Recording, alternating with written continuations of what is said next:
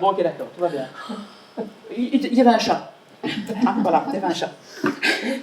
Enfin bref, tout ça pour dire que je me retrouve là-bas. Avec mes potes, là, tu vois. Hop là, allez, je vais faire mon potager. Je vais faire le potager, ça va être bien, ça. Oui. C'est la première fois que je faisais ça, hein, je vous l'ai tout de suite. Hein. Et voilà, après la première nuit, je me suis dit, je vais braver l'inconnu, parce que franchement, fondamentalement, tout ce qui est potager, permaculture, je connaissais rien du tout à l'époque. Je me suis dit, ça va être sympa, ça va faire des vacances, c'est ce que j'ai vu. Et donc voilà, ben, je me suis dit, ça peut être sympa. Et d'ailleurs, j'ai oublié de vous parler du lieu. Floref. C'est pas une maison comme une autre. Hein. Une maison avec des pans en bois partout, c'était que du bois.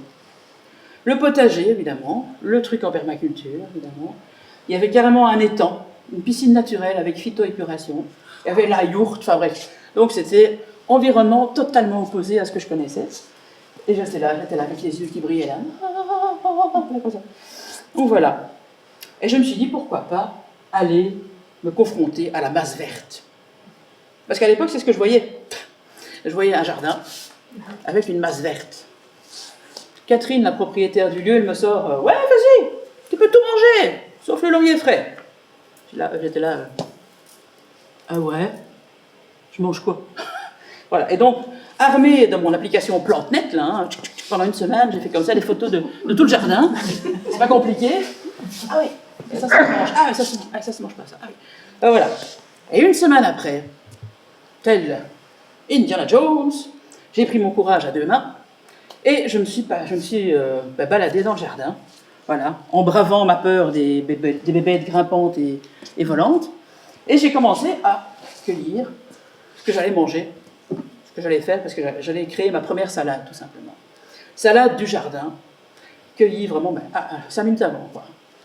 Je peux vous dire que là, il y avait une différence entre la salade du supermarché et celle que j'ai mangée, on est bien d'accord. Mais bon, ça, c'est la première étape. Et la deuxième étape, pourquoi je vous parle de ça? Mais c'est parce que tout simplement, quand je me suis endormie, enfin quand j'allais faire un bon dodo juste après la cueillette de la salade, j'ai fermé les yeux, et vous me croyez pas, j'ai vu un fil énergétique arriver du potager jusqu'à mon estomac. Et alors là, incroyable, reconnexion à la nature, reconnexion au vivant, ça a été fait. Je vous dis qu'il y avait une étape qui était franchie. Hein. Puis voilà. Et puis le séjour se passait très très bien. Et puis là, j'ai reconnecté, comme je vous ai monté, au végétal. Et j'ai oublié de vous parler de qui? J'ai oublié de vous parler de mon chat. Enfin, de mon chat. La première chatte de ma vie, c'était le chat du lieu.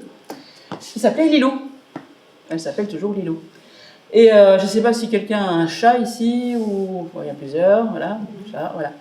Alors vous allez me comprendre tout de suite, évidemment, hein, voilà, quand il y a un chat comme ça qui vient la nuit, et qui se pose sur votre flanc, il fait comme ça. Moi j'étais là, super. Sauf quand elle m'a réveillée à 5h du matin pour la pâter. Ça c'est encore autre chose, mais bon. Et donc voilà, c'est impressionnant quand même comment dire, quand on observe les animaux, ben, on observe une autre façon de vivre, une autre façon de vivre le temps qui passe aussi. Hein. Ça, c'est aussi intéressant, une notion que j'ai plus ou moins, on va dire, pris conscience à ce moment-là. C'est le temps, on le vit autrement quand on est en connexion avec la nature, par exemple. Parce que moi j'étais une vraie citadine à l'époque, hein, donc la nature, je ne connaissais pas. Et ben voilà, mettre les pieds dans l'herbe, se balader, observer, écouter le vent dans les arbres, hein, vraiment comme s'il vous parlait. Ce chat qui me suivait de partout, enfin, c'était impressionnant, aller se balader, mettre ses mains dans la terre et tout ça, c'était d'un ressourcement impressionnant. Donc voilà, c'est la première fois que je faisais ça.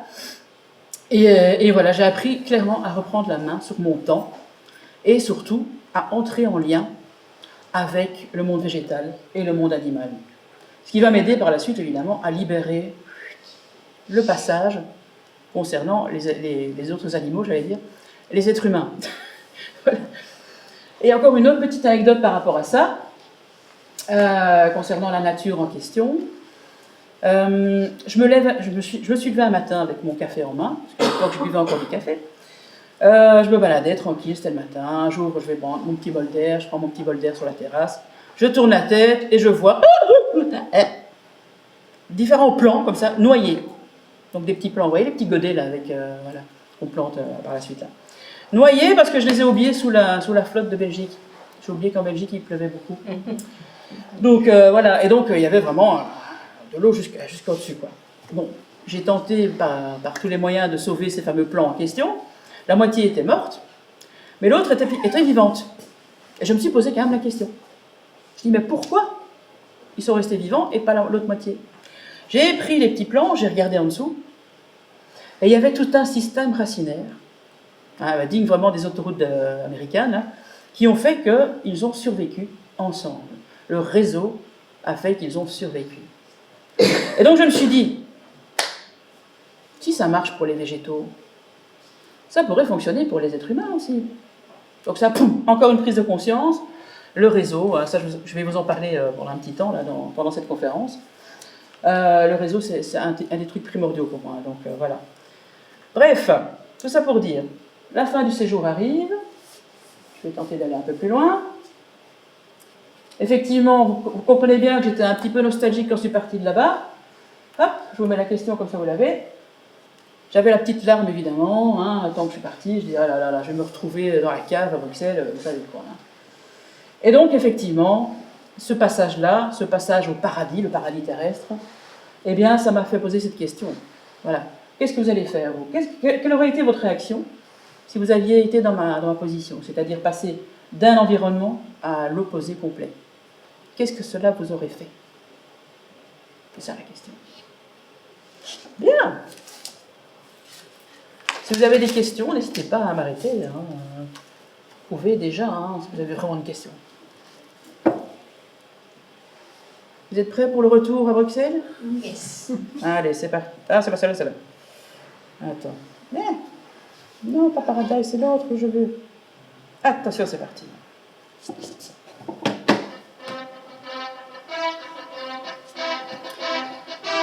Et mesdames et messieurs, bienvenue en ce mois de juin 2023 à la rencontre au sommet de deux modes de vie complètement opposés. Dans le coin droit, Floref, sa nature, ses animaux, sa connexion au réseau vivant surtout.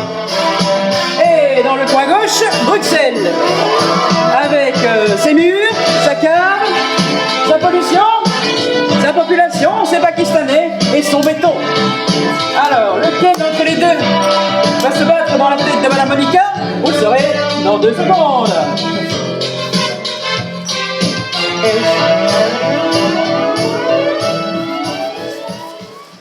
Alors évidemment, 2 mondes opposés dans la tête de Madame Monica.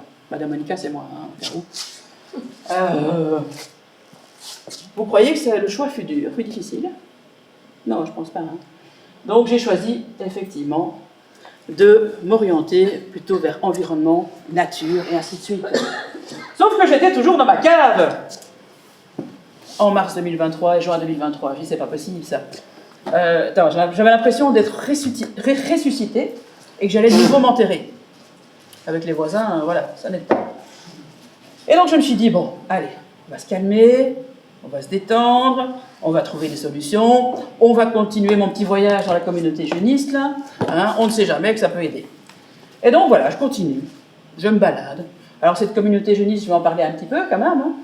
Hein. La plupart des gens que je rencontre, eh ben, ils sont dans le partage, dans la solidarité, dans l'entraide. Ça fait quand même 3 ans que je me balade dans le monde des jeunistes, hein, et chacun et chacune m'accueille chez eux et chez elles avec, comment dire, parfois gratuité, parfois avec des jeunes, parfois contre-service. En tout cas, c'est un réseau qui est complètement différent de ce que je connaissais à l'époque. Hein, le monde, t'as pas de fric, t'as rien. On est passé, t'as pas de fric, viens, je te tends la main. Quoi. C'est un peu ça le truc. Hein. Donc voilà, et donc j'ai appris plein de choses par rapport à ça. Donc du style, c'est tout bête, hein. Comment faire son pain, comment faire son fromage, son kombucha. Hein. Kombucha de Damien. N'hésitez pas à demander à Marianne, il est génial. Non, pas Damien, hein, kombucha évidemment. Bon, Damien, je sais pas s'il est génial, mais bon voilà. Hein, il est pas mal non plus? Ah, ça va alors, c'est bon. N'hésitez pas à faire un combo. avec le kombucha. Donc voilà. Donc, enfin, voilà. Quelles sont les toilettes sèches? Je n'avais jamais vu les toilettes sèches à l'époque, par exemple. Voilà. Les AMAP, l'autocueillette, les potagers communs. Enfin, toute cette vie hein, solidaire, ensemble, en réseau. Hein, comment dire, je découvrais quand même le réseau à ce moment-là, hein, clairement. Mais c'est pas aussi bête, en fait, les êtres humains. J'en étais à ce point-là à l'époque. Hein. Et puis je me suis posé la question, regardez un petit peu. Je vais vous mettre la phrase parce que je trouve qu'elle est importante. Voilà, la question. Ça veut bien. Quelqu'un. Non. Voilà. Voilà, ça c'est. Voilà. Je renoue les liens avec les êtres humains, machin. Hop. Tac. Ça, c'est la question que je voulais vous poser. Notre mode de vie est-il un choix ou un conditionnement? Ça, c'est la question.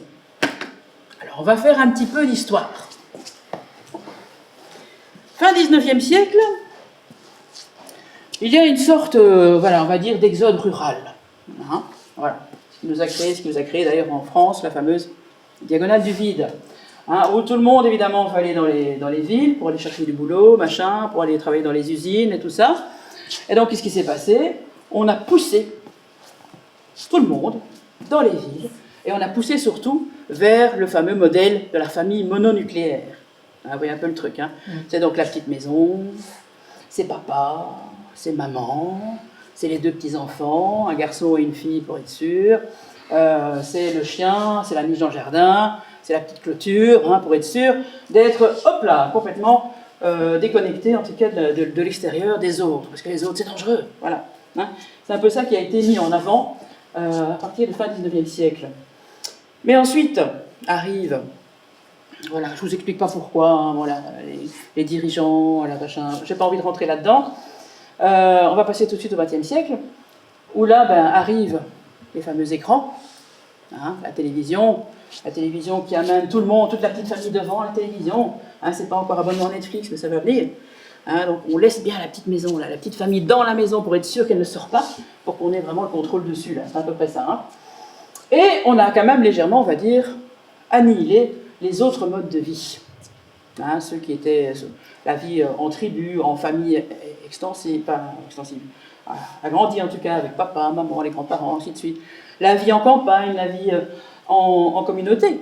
On a complètement oublié ça à partir du XXe siècle, et puis voilà, on nous tient bien devant le fameux poste, hein, avec le JT, la télé-réalité, pour être sûr d'insuffler une bonne petite anxiété chaque jour, là, la petite dose, hein, c'est important. Et on arrive à notre époque, c'est-à-dire le XXIe siècle. Allez, Lolo.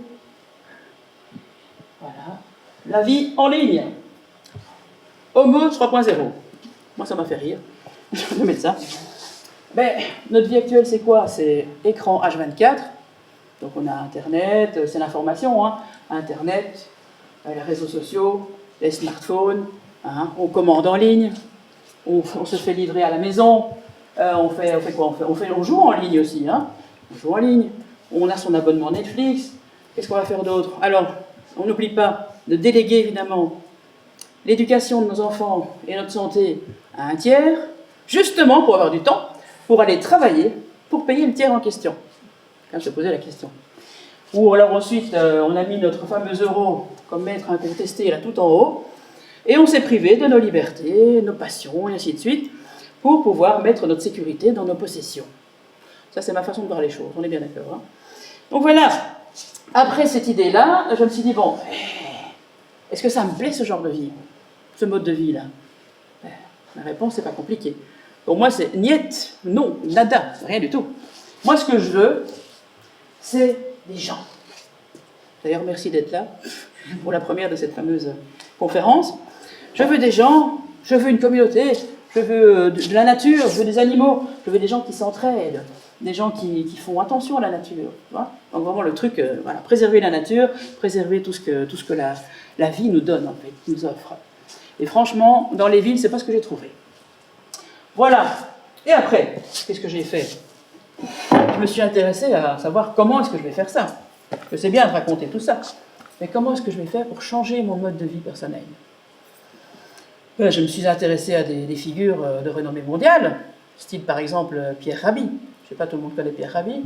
Voilà, hein, la fameuse effigie de l'agroécologie et fondateur du mouvement Colibri. Je me suis intéressée à la sobriété heureuse, donc à ce moment-là. Hein, donc moins de biens, plus de liens. Je me suis aussi intéressée à tout ce qui était décroissance, les objecteurs de croissance. J'aime beaucoup ça. Qui mettent plutôt le point sur l'essentiel. Donc c'est-à-dire moins de biens, ça veut dire plus de temps et plus de qualité de vie. Aller à l'essentiel, c'est important. Donc voilà, tout ça, j'ai commencé à faire mes petites expériences, mes petites recherches, on va dire. Et donc, à ce moment-là, on est en juillet 2023, ouais, je savais ce que je voulais plus, mais je ne savais pas encore avec quoi j'allais le remplacer. Mais, c'est sans compter sur une certaine petite Myriam qui allait arriver. Eh oui, attention les yeux, attention les oreilles. Ah, j'ai oublié de vous parler des sécurités extérieures. Ça, c'est peut-être utile de le savoir. Parce que c'est vrai, quand on est à l'extérieur de soi, le fameux hors-soi dont je vous ai parlé, à quoi on s'accroche? À ce qu'il y a à l'extérieur, évidemment. Je vous ai donné quelques exemples. Donc tout ce qui est possession, la maison, le travail, l'argent, la famille, les addictions. Moi, je les ai eues quelques-unes. Le travail, les médicaments, la maladie chronique, ça marche aussi. Hop, qu'est-ce qu'on a d'autre? Les connaissances, les études, les diplômes, la reconnaissance, voilà. L'autorité, voilà. Hop, voilà. Voilà, toutes ces sécurités extérieures, toutes ces sécurités auxquelles on s'accroche, parce que quelque part, on ne sait pas qui nous sommes. Voilà, tout simplement. Il faut aller rechercher à l'intérieur de soi. Bon, je pense qu'ici, il y en a quelques-uns et quelques-unes qui ont fait déjà la recherche pour savoir qui elles sont. Mais je pense que 80% de la population n'est pas dans le cas, personnellement. Donc voilà, toutes des sécurités auxquelles on peut s'accrocher. Mais si on les enlève, on ne sait plus quoi faire. C'est ce qui m'est arrivé, en fait. C'est pas pour rien que j'ai commencé à réfléchir. Et donc la question, petit exercice, faites une liste de tout ce qui vous coûte du temps et de l'argent. Je peux donner les photos après si tu veux, Martine. Ce sera plus simple pour toi. Mais si tu veux faire des photos, n'hésite pas. De quoi avez-vous vraiment besoin dans votre vie? C'est ça la question. Voilà. Moi, je trouve ça intéressant parce qu'en fait, ce qui coûte du temps et de l'argent, c'est quand même les choses essentielles de notre vie. Si on les donne à des choses qui ne sont pas très utiles, c'est de la perte de temps pour moi. Bien. Le temps qu'à faire, une autre question. Êtes-vous heureux dans votre mode de vie actuel? C'est parti. Ça c'est bon. Oh. Et donc, je vous parlais de cette fameuse petite Myriam qui nous arrive. Si vous voulez danser, chanter, n'hésitez pas. Ne vous inquiétez pas, ça arrive.